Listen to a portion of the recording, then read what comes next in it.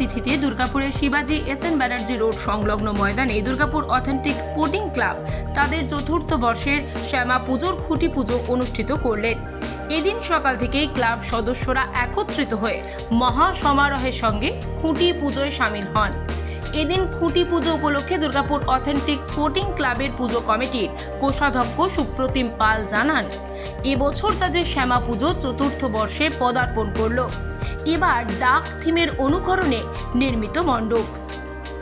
আমাদের এইবারে চতুর্থ বছর হচ্ছে, ঠিক আছে। অথেন্টিক স্পোর্টিং ক্লাবের পরিচালনায় এই পুজো আমরা করছি, ঠিক আছে। এবারে আমাদের একটু উদ্যোগ আছে এটা একটু বড় করে করার, ঠিক আছে। একটা এবারে কিছু ঘটনার জন্য আমরা এবারে পুরো থিমটাকে ডাক থিম রেখেছি, ঠিক আছে। দেখা যাক, আমরা সবাই সহযোগিতা করে এটা আস্তে আস্তে আরো বড় করব।